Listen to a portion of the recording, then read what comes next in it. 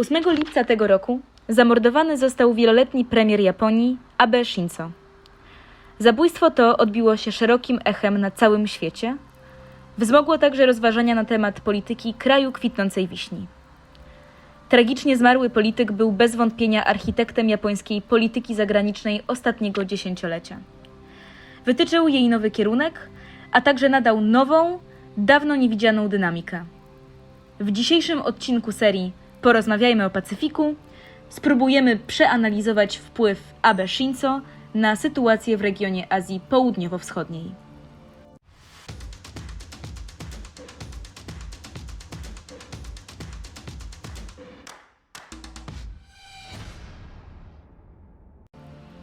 Kluczowym elementem japońskiej strategii za czasów Abe Shinzo było zdecydowanie proaktywne działanie, mające na celu kształtowanie środowiska międzynarodowego. Stanowiło to wyraźne odejście od tradycyjnych fundamentów japońskiej polityki z okresu powojennego. Główną ambicją Abe było sprawienie, aby Japonia przestała funkcjonować w cieniu tragedii II wojny światowej i przekształciła się w znaczącego aktora na arenie międzynarodowej. Asertywność, wyrachowanie, pewność siebie i doskonała znajomość interesu narodowego to cechy, które charakteryzowały politykę zagraniczną rządu Abe Shinzo. Cechy te ujawniły się już w 2007 roku, gdy w trakcie przemowy w indyjskim parlamencie Abe przedstawił swoją wizjonerską koncepcję wolnego i otwartego Indo-Pacyfiku.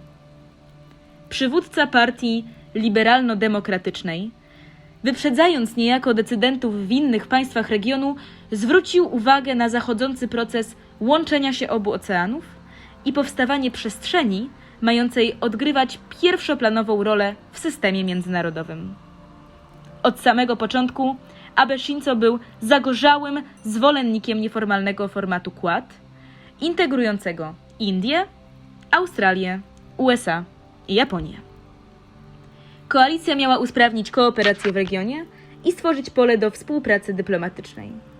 Dopiero w późniejszych latach ewoluowała w kierunku ugrupowania mającego na celu powstrzymanie rosnącej potęgi Chin. Największe sukcesy administracji Abe, które przyniosły znamienne i długofalowe skutki, przypadają na 8-letni okres rządów w latach 2012-2020.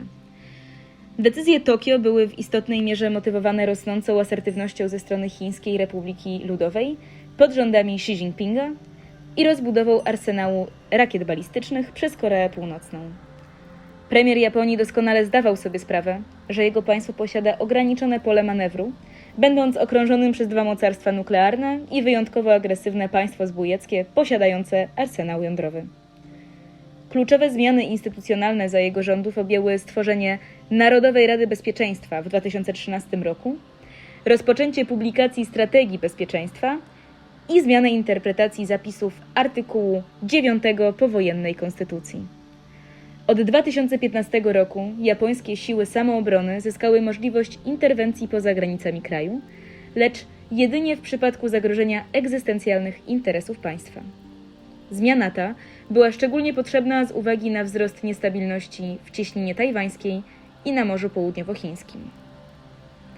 Pierwszoplanowym wyzwaniem w polityce japońskiej była niezmiennie kwestia relacji z Chinami. Istotnym punktem zapalnym w relacjach z Tokio wciąż pozostaje temat spornych wysp, które w Japonii znane są pod nazwą Senkaku, a w Pekinie Diaoyu. Z uwagi na strategiczne i ekonomiczne znaczenie tego obszaru pozostaje on najpoważniejszą barierą dla poprawy stosunków Japonii z państwem środka.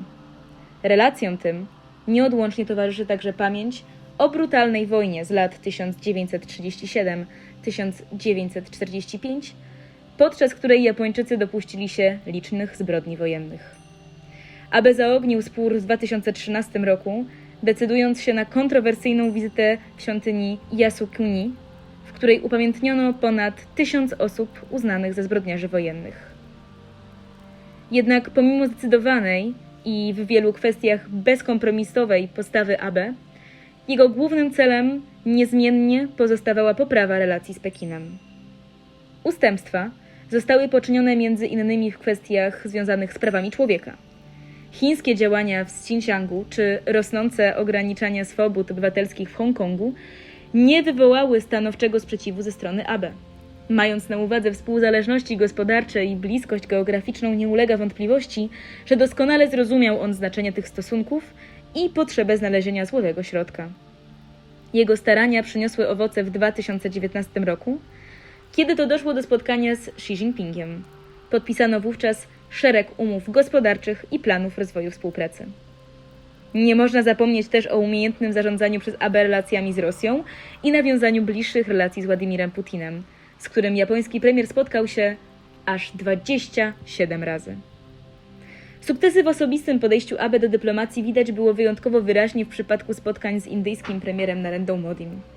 Już podczas pierwszej kadencji Abe Shinzo zdawał sobie sprawę ze znaczenia Indii dla stabilności w regionie i ich roli w balansowaniu sił Chin. Po zamachu na byłego premiera Modi zarządził w Indiach Dzień Żałoby Narodowej, co stanowi kolejny dowód bliskości obu przywódców.